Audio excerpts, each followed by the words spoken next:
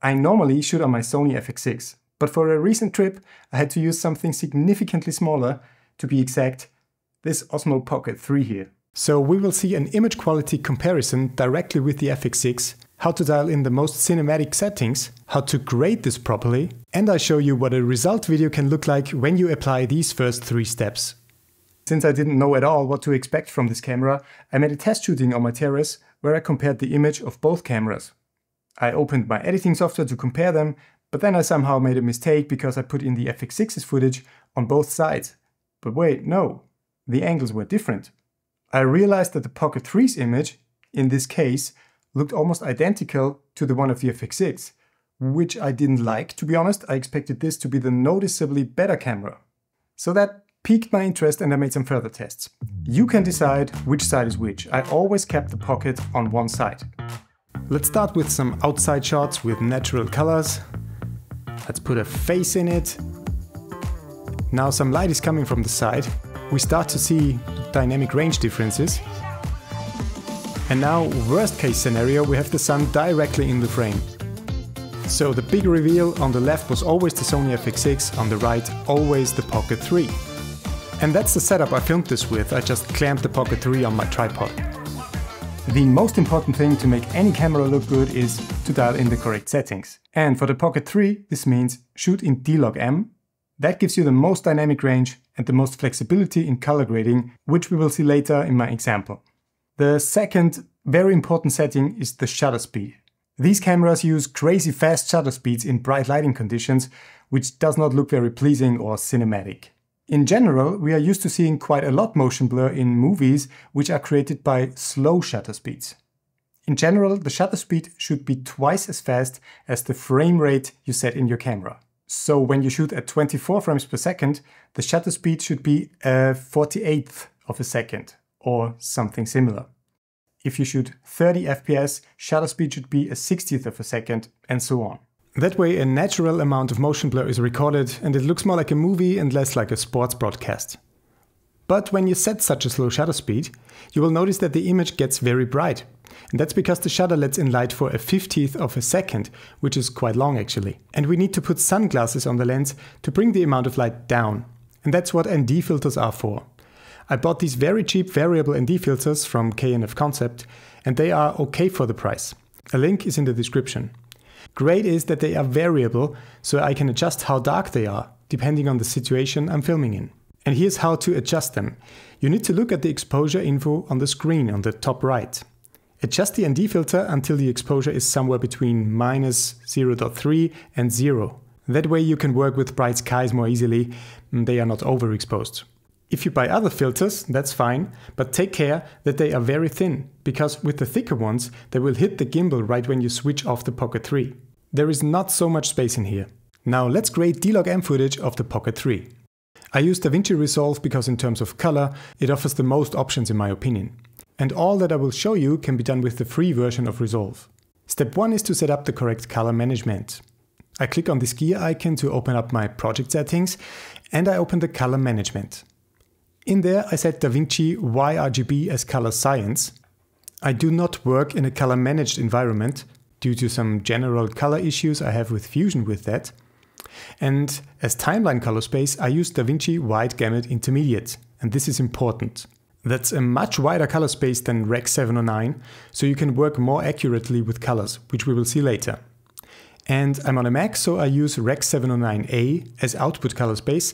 That works best for me. This way the colors of my video look the same on each app. If you're on Windows, you can use Gamma 2.4, or when you just produce something for the web, Gamma 2.2. That's all settings we need.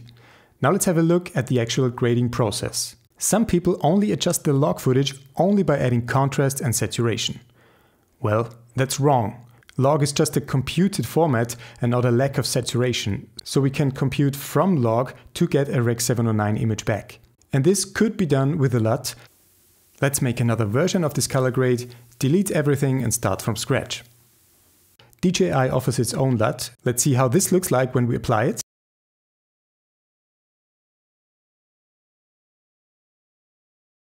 Well, I think much better already.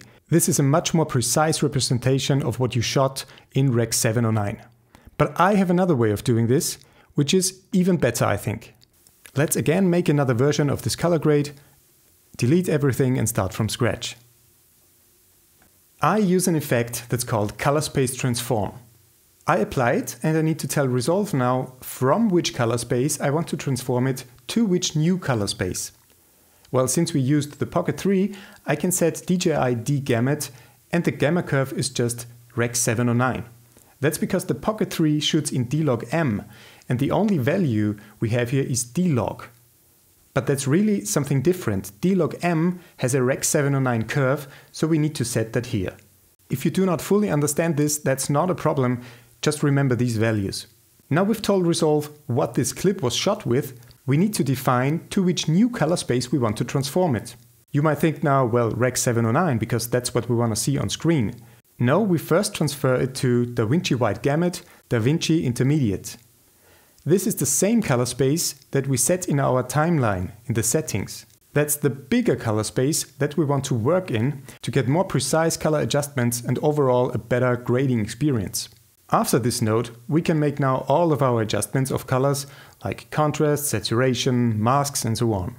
After we're finished, we convert the signal from the wide color space into something that can be viewed on each device, which is Rec. 709 color space.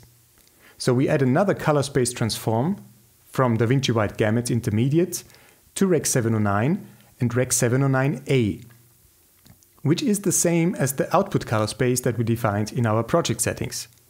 But why? Why so complicated?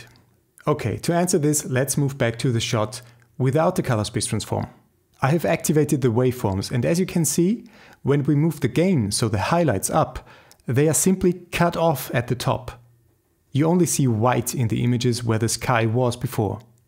Now if we move to our color space transform version and raise the gain, you can see that the highlights are moved to the top, but they are not really cut off or moved out of the visible range. So we get a much better representation of the sky. Let's make a direct comparison. Here's the version without the color space transform, and here is with. And as you can see, we have much more details in the sky, and you can more easily work with the image without destroying it. That's the whole benefit of the huge color space we're working in. So we transformed the signal from what the Pocket 3 shoots into a wider color space, do all of our changes in this wide space, and then deliver this high quality result in a format that can be shown on all devices. And this is really just the beginning. You could add a film emulation on your Pocket 3 footage like I did with DEHANCER. In a few seconds you have a decent film look and everything you shot looks even cooler.